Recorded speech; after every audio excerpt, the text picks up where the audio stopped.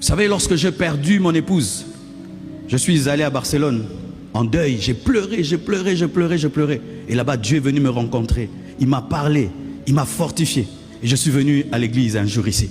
Et j'ai dansé, la chorale a mis une musique. Et j'ai dansé, j'ai dansé. Hey, quelqu'un m'écrit, pasteur, comment ta femme est morte? Ça fait 2 mois ou 1 mois. Et toi, tu danses comme ça. Je te surveillais. J'ai dit, J'ai dit, maintenant, toi, tu penses quoi?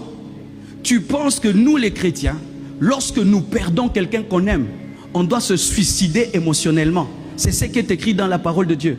J'ai dit, sache ceci, que se réjouir en Christ est un chemin vers la guérison. Si tu refuses de le faire, tu auras une dette éternelle. Et ne pense pas que ça glorifie Dieu. Ça va détruire ta vie, ton cœur, tout ce que tu es.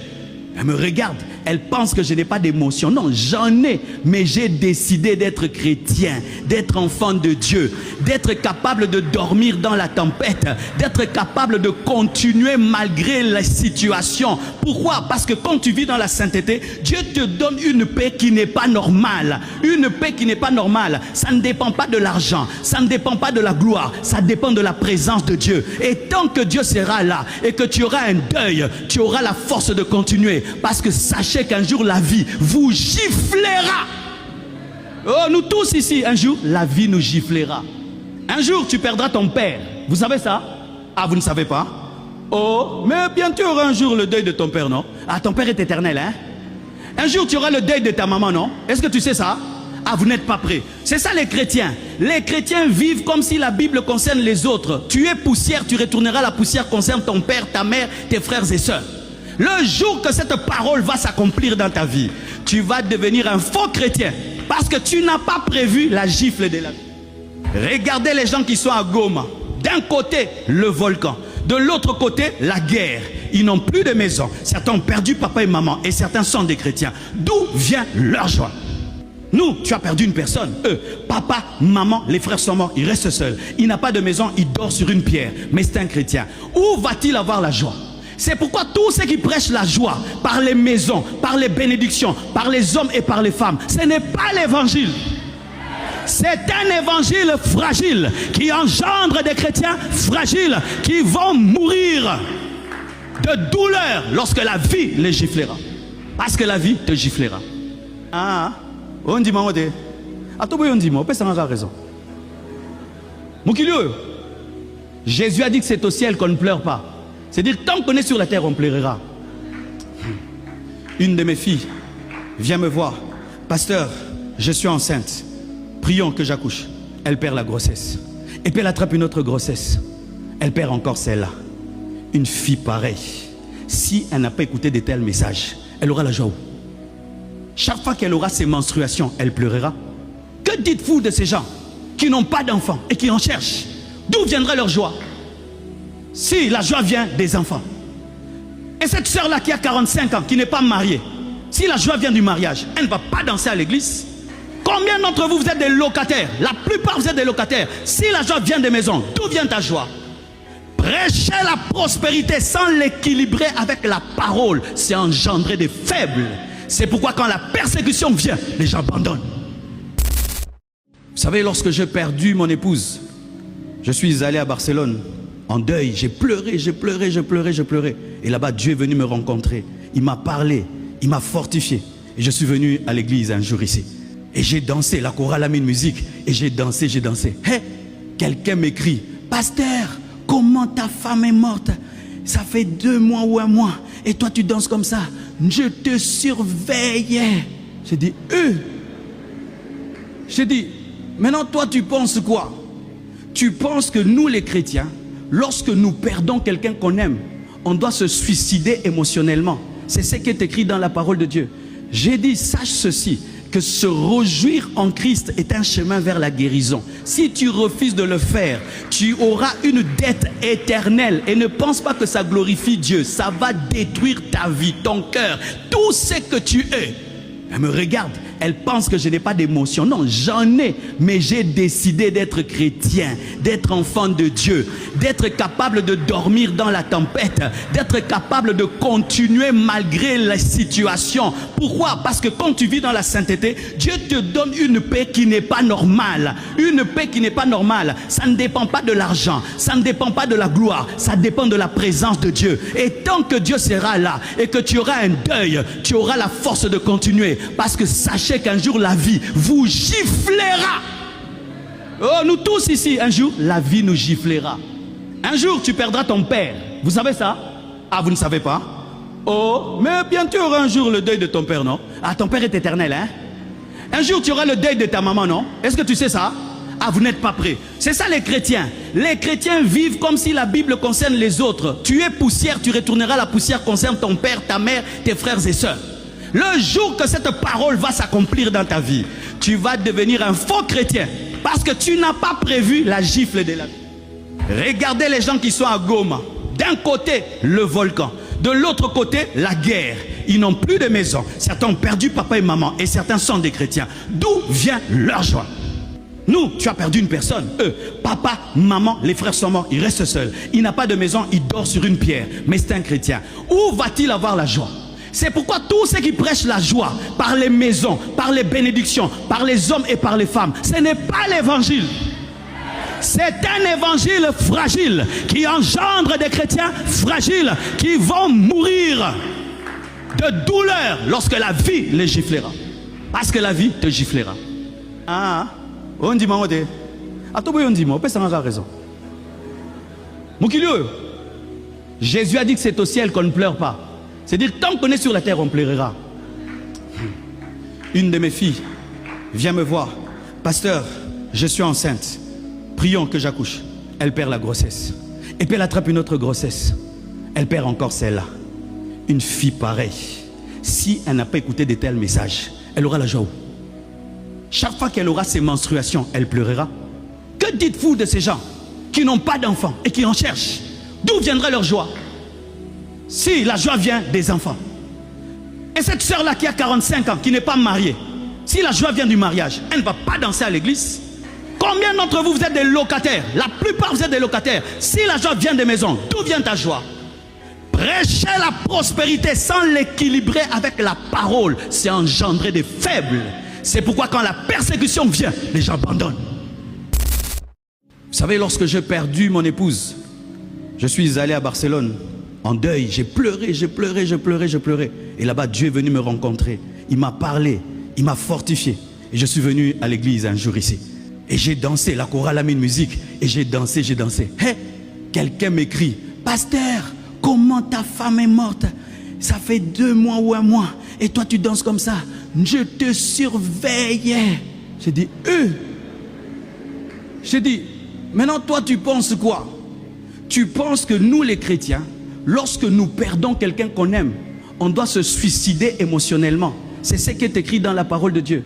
J'ai dit, sache ceci, que se réjouir en Christ est un chemin vers la guérison. Si tu refuses de le faire, tu auras une dette éternelle. Et ne pense pas que ça glorifie Dieu. Ça va détruire ta vie, ton cœur, tout ce que tu es. Elle me regarde, elle pense que je n'ai pas d'émotion. Non, j'en ai, mais j'ai décidé d'être chrétien, d'être enfant de Dieu, d'être capable de dormir dans la tempête, d'être capable de continuer malgré la situation. Pourquoi? Parce que quand tu vis dans la sainteté, Dieu te donne une paix qui n'est pas normale. Une paix qui n'est pas normale. Ça ne dépend pas de l'argent, ça ne dépend pas de la gloire, ça dépend de la présence de Dieu. Et tant que Dieu sera là et que tu auras un deuil, tu auras la force de continuer. Parce que sachez qu'un jour la vie vous giflera. Oh, nous tous ici, un jour la vie nous giflera. Un jour tu perdras ton père. Vous savez ça? Ah, vous ne savez pas? Oh, mais bien tu auras un jour le deuil de ton père, non? Ah, ton père est éternel, hein? Un jour tu auras le deuil de ta maman, non? Est-ce que tu sais ça? Ah, vous n'êtes pas prêts. C'est ça les chrétiens. Les chrétiens vivent comme si la Bible concerne les autres. Tu es poussière, tu retourneras. La poussière concerne ton père, ta mère, tes frères et sœurs. Le jour que cette parole va s'accomplir dans ta vie, tu vas devenir un faux chrétien. Parce que tu n'as pas prévu la gifle de la vie. Regardez les gens qui sont à Goma. D'un côté, le volcan. De l'autre côté, la guerre. ils n'ont plus de maison. Certains ont perdu papa et maman et certains sont des chrétiens. D'où vient leur joie? Nous, tu as perdu une personne. Eux, papa, maman, les frères sont morts, il reste seul. Il n'a pas de maison, il dort sur une pierre. Mais c'est un chrétien. Où va-t-il avoir la joie? C'est pourquoi tous ceux qui prêchent la joie par les maisons, par les bénédictions, par les hommes et par les femmes, ce n'est pas l'évangile. C'est un évangile fragile qui engendre des chrétiens fragiles qui vont mourir de douleur lorsque la vie les giflera. Parce que la vie te giflera. Ah, on dit moi, on dit moi, on a raison. Jésus a dit que c'est au ciel qu'on ne pleure pas. C'est-à-dire, tant qu'on est sur la terre, on pleurera. Une de mes filles vient me voir. Pasteur, je suis enceinte. Prions que j'accouche. Elle perd la grossesse. Et puis elle attrape une autre grossesse. Elle perd encore celle-là. Une fille pareille, si elle n'a pas écouté de tels messages, elle aura la joie où? Chaque fois qu'elle aura ses menstruations, elle pleurera. Que dites-vous de ces gens qui n'ont pas d'enfants et qui en cherchent? D'où viendrait leur joie? Si la joie vient des enfants. Et cette soeur-là qui a 45 ans, qui n'est pas mariée, si la joie vient du mariage, elle ne va pas danser à l'église. Combien d'entre vous, vous êtes des locataires? La plupart, vous êtes des locataires. Si la joie vient des maisons, d'où vient ta joie? Prêcher la prospérité sans l'équilibrer avec la parole, c'est engendrer des faibles. C'est pourquoi quand la persécution vient, les gens abandonnent. Vous savez, lorsque j'ai perdu mon épouse, je suis allé à Barcelone en deuil. J'ai pleuré, j'ai pleuré, j'ai pleuré, j'ai pleuré. Et là-bas, Dieu est venu me rencontrer. Il m'a parlé, il m'a fortifié. Et je suis venu à l'église un jour ici. Et j'ai dansé, la chorale a mis une musique. Et j'ai dansé, j'ai dansé. Hey, quelqu'un m'écrit, pasteur, comment ta femme est morte? Ça fait 2 mois ou 1 mois. Et toi, tu danses comme ça. Je te surveillais. J'ai dit, J'ai dit, maintenant, toi, tu penses quoi? Tu penses que nous, les chrétiens, lorsque nous perdons quelqu'un qu'on aime, on doit se suicider émotionnellement. C'est ce qui est écrit dans la parole de Dieu. J'ai dit, sache ceci, que se réjouir en Christ est un chemin vers la guérison. Si tu refuses de le faire, tu auras une dette éternelle. Et ne pense pas que ça glorifie Dieu. Ça va détruire ta vie, ton cœur, tout ce que tu es.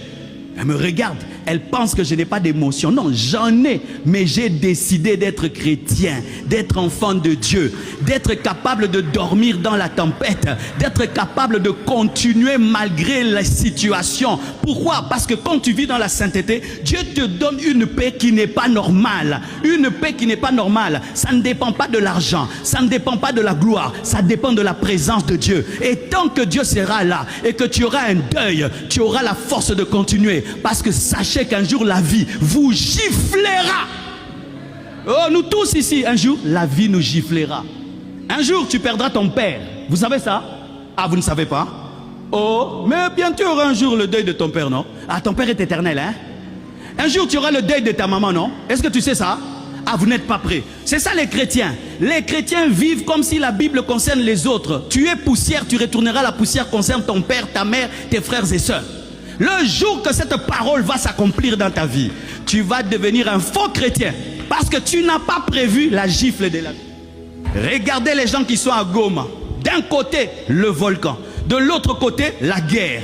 Ils n'ont plus de maison. Certains ont perdu papa et maman et certains sont des chrétiens. D'où vient leur joie? Nous, tu as perdu une personne. Eux, papa, maman, les frères sont morts, il reste seul. Il n'a pas de maison, il dort sur une pierre. Mais c'est un chrétien. Où va-t-il avoir la joie? C'est pourquoi tous ceux qui prêchent la joie par les maisons, par les bénédictions, par les hommes et par les femmes, ce n'est pas l'évangile. C'est un évangile fragile qui engendre des chrétiens fragiles qui vont mourir de douleur lorsque la vie les giflera. Parce que la vie te giflera. Ah, on dit moi, on dit moi, on a raison. Jésus a dit que c'est au ciel qu'on ne pleure pas. C'est-à-dire, tant qu'on est sur la terre, on pleurera. Une de mes filles vient me voir.